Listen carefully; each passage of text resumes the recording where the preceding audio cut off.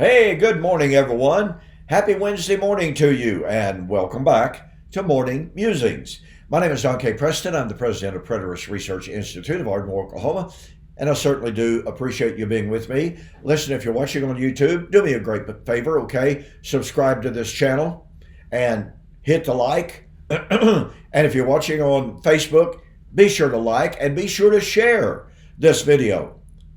The channel is growing. Finally hit 8,000 subscribers, yoo-hoo, and we are growing. We're continuing to grow beyond that, and we really want to continue to grow. Share the news. Subscribe and like and share. All right, so in our examination of the feast days of Israel, we've been focused on Colossians chapter 2, 16 and 17, of course, where Paul, writing to the Gentile Christians who were being coerced, as it were, at least attempts were being made to coerce them, into observing the Old Covenant feast days, to be circumcised, to keep the law of Moses, to be saved, to come under the power of Torah. That would mean, by the way, I just got to say this, that would mean they were being pressured. Okay, if you live in Colossae, and, okay, you've accepted Christ. That's wonderful. That's good, the Judaizers would say. But in order to be a follower of Jesus, you've got to observe the feast days. You've got to go to Jerusalem 3 times a year. You got to go to Jerusalem and you got to offer the sacrifices. Oh, and by the way, you got to be physically circumcised. And Paul would have absolutely none of it. Now, I want to tell you about a little book that I wrote. It was one of those, whoa, holy cow moments. Paul says in Colossians chapter 3, if then you be dead with Christ, seek those things which are above, where Christ sits at the right hand on high. Do not set your affections on things on the earth. Well, I always took that as a moralizing, sermonizing statement, urging people to be heavenly minded. Well, I don't have any doubt whatsoever that the Bible teaches that. But in the context of Colossians, in which Paul is saying, don't be circumcised to be saved. Don't keep the law of Moses to be saved. Don't keep the feast days to be a Christian. Don't go to Jerusalem thinking you've got to go to the Holy Land to be a Christian. Because you see, in Colossians chapter 3, when Paul says, set your affections on things that are above, not on things that are on the earth, he uses the Greek word ge. Ge is the way we would spell it. And ge doesn't always mean earth. It ever so commonly means land. So here Paul is countering the Judaizers who are putting emphasis on the land, the city, the temple, the priesthood, the sacrifices, the feast days. And Paul said, no. You do not put your affection on the land or circumcision or the feast days, meaning city, land, and temple. You see the power of that? You need to go to my website, donkpreston.com, bibleprophecy.com, and you need to look up the book on Colossians chapter 3. It's called Misplaced Minds. I think it'll blow your mind. I think it'll give you a fresh look at Colossians 2 and 3. All right. As promised yesterday, I want to take a final look at the concept of Yom Teruah, Rosh Hashanah. It is the feast that I will use the term preeminently foreshadowed the judgment. And yesterday I marched us through Revelation chapter 8 and the announcement of 7 trumpets that were about to sound. Now remember, Revelation chapter 8 is depicting for us, laying out for us the beginning of the fulfillment to the prayer of the saints of chapter 6. The saints were under the altar. They are the martyrs under the altar. They cry out, "How long, O Lord, truly and holy and true, do you not avenge us on those who are on the earth?" The answer to their prayer would be the great and the terrible day of the Lord. Well, in chapter 8, what do we find?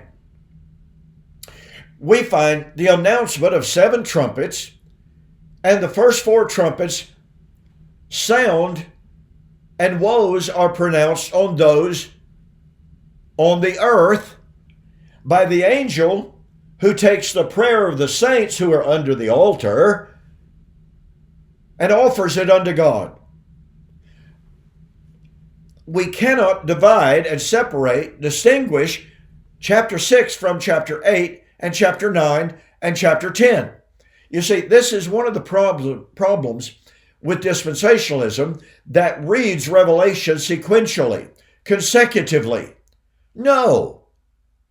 Chapter 8 is about the angel who takes the prayers of the saints under the altar, the prayers for vindication, and says the trumpets are about to sound to send judgment on the earth. You know, on the earth that has slain the blood, slain the martyrs.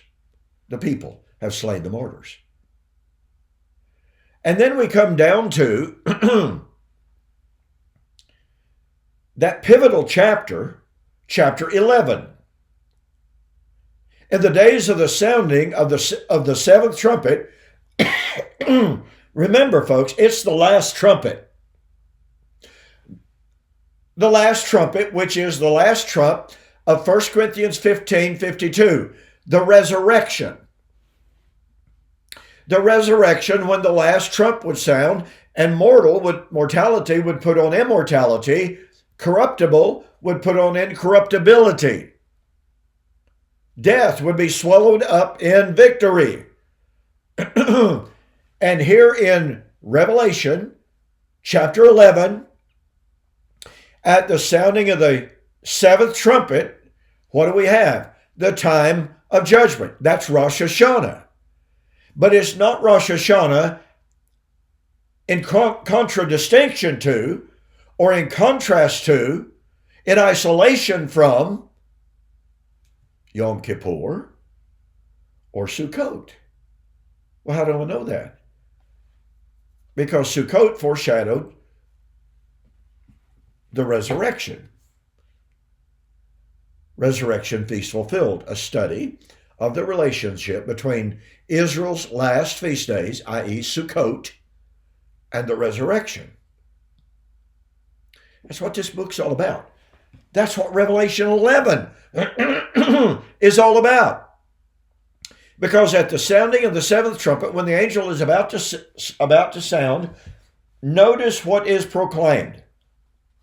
Let me turn right over here, and I want to read it for you.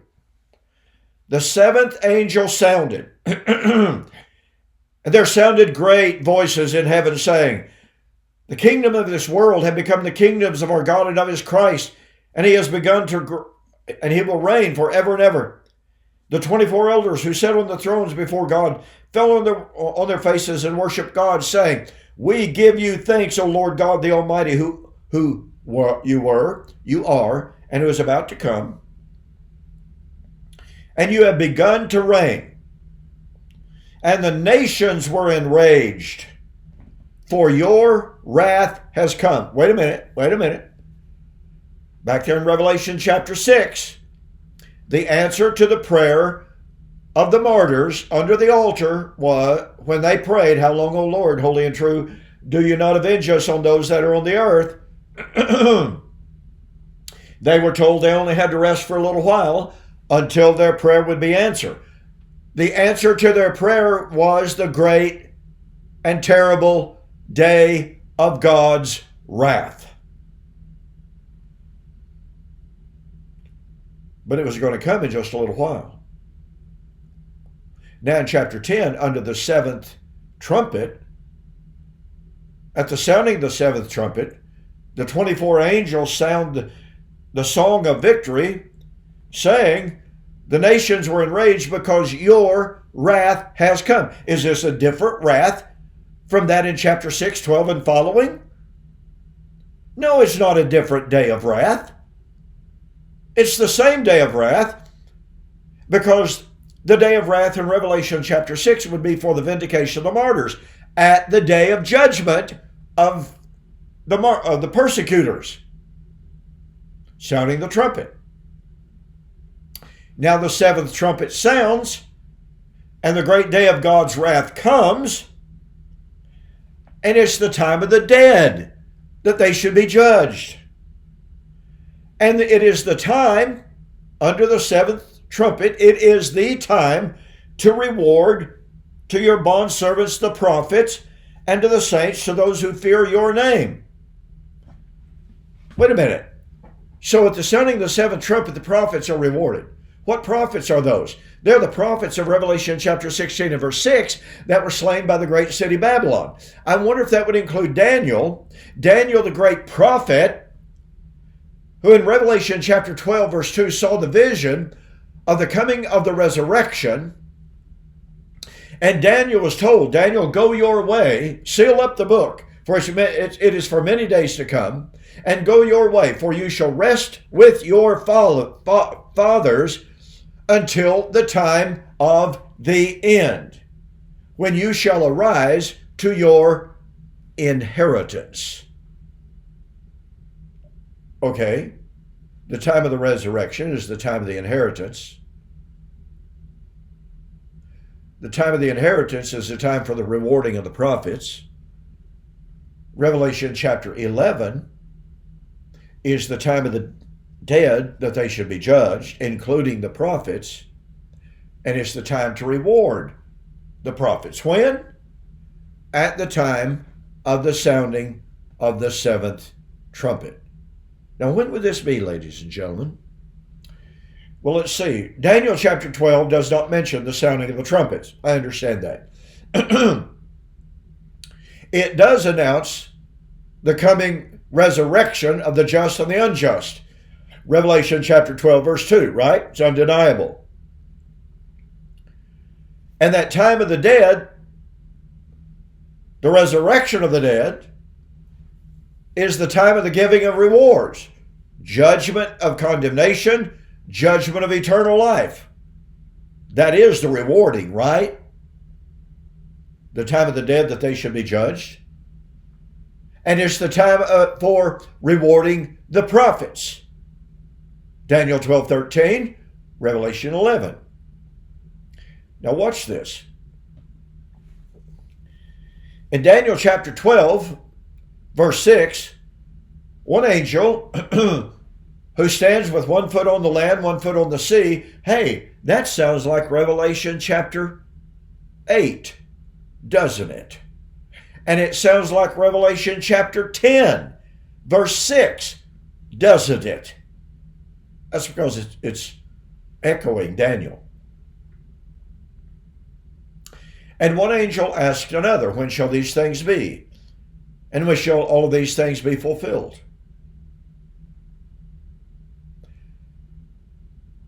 And the answer was given.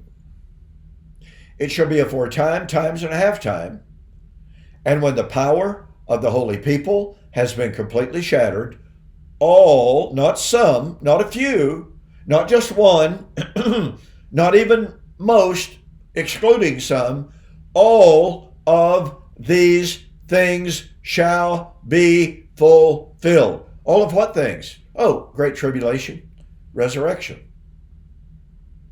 shining forth in the kingdom, rewarding of the prophets.